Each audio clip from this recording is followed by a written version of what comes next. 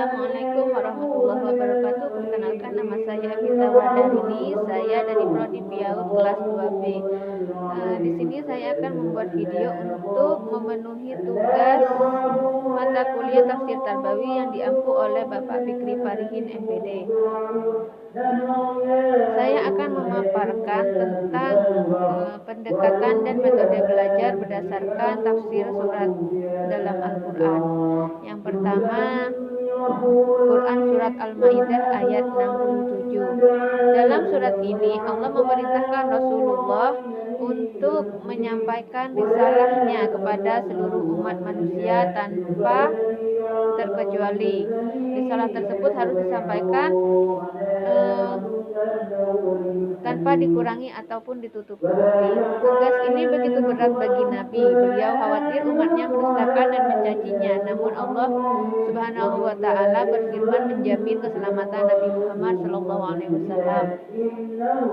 Dalam ayat ini terdapat kata tabligh, yaitu menyampaikan ajaran agama.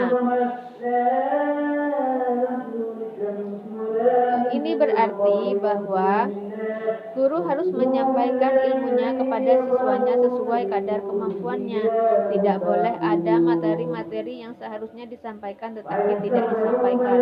Guru harus selalu meningkatkan pengetahuan dan kompetensinya, yang pada akhirnya keilmuan tersebut harus diajarkan pada siswa-siswanya. Guru dituntut untuk mengetahui dan menguasai metode atau strategi dalam menyampaikan materi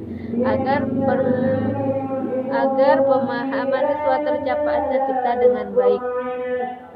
Penyampaian materi harus humanis, artinya guru juga harus memperhatikan hak-hak siswa. Guru juga harus punya kesadaran dan komitmen dalam dirinya bahwa ilmu yang mereka miliki adalah sebuah amanah dari Tuhan untuk disampaikan dan dipertanggungjawabkan kelak. Yang kedua, Quran Surat An-Nahl ayat 125 sampai ayat 128. Di dalam ayat ini dipahami adanya 6 pendekatan atau metode pendidikan. Yang pertama, metode dakwah, yaitu seruan, ajakan, atau panggilan. Pendekatan ini dilakukan dengan inisiatif dari guru itu sendiri. Jadi, seorang guru itu harus mempunyai inisiatif bagaimana cara dia untuk menyampaikan materi kepada terdidik. Metode ini dapat dilakukan dengan metode ceramah. Yang kedua, diskusi, debat, argumentasi. Pendekatan ini dilakukan antara dua pihak, dilaksanakan dengan metode tanya jawab. Yang ketiga, hukuman. Pendekatan ini dilakukan dengan sangat selektif, hanya diperbolehkan jika keadaan sangat memaksa. Hal ini dilakukan dengan metode demonstrasi. Yang keempat, ketabahan, yaitu menghadapi segala sesuatu apapun dengan sabar, walaupun itu sulit.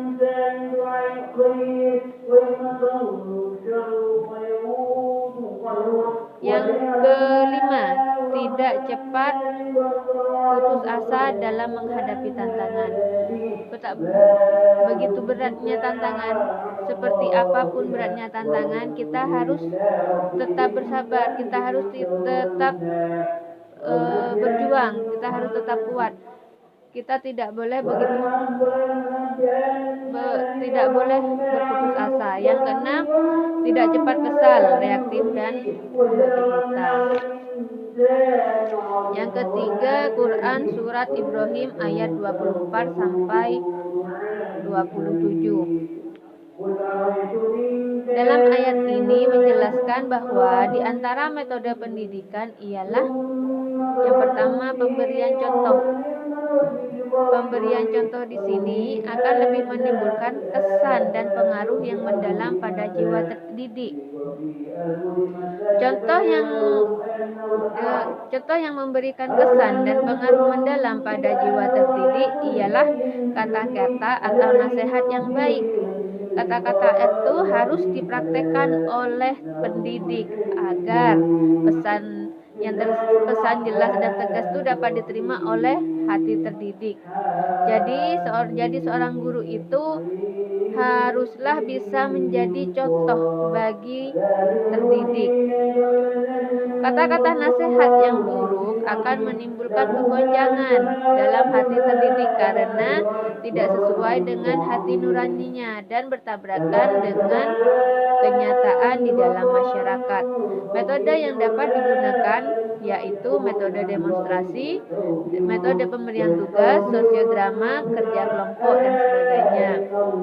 Yang keempat, Quran Surat Al-A'raf ayat 175 sampai 177. Di dalam ayat ini dijelaskan bahwa di antara metode pendidikan ialah membacakan. Dengan dibacakan, informasi disampaikan secara autentik atau secara benar. Di antara informasi yang perlu disampaikan ialah sejarah. Sejarah adalah rekaman masa lampau. Ia harus disampaikan secara benar, tidak boleh dimanipulasi. Belajar sejarah sangat dianjurkan dalam Islam karena kita dapat memetik sesuatu dari sejarah tersebut. Kita bisa mengambil sesuatu yang baik dari sejarah tersebut. Setan tidak akan menjangkau orang yang berbuat benar. Perbuatan baik akan mengangkat manusia, sedangkan perbuatan buruk akan menurunkan derajat manusia.